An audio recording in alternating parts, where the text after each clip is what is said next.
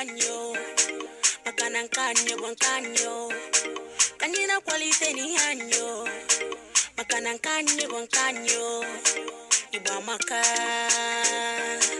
iba toka iba maka hey iba toka.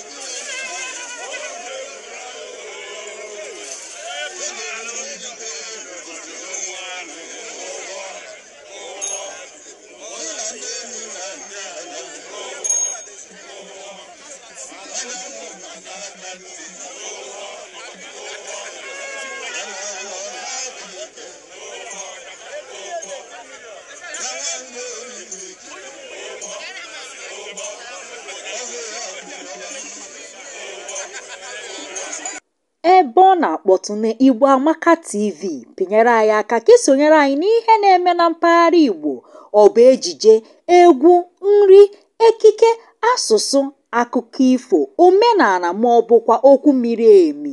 Igbo Amaka TV, Igbo ga-adị.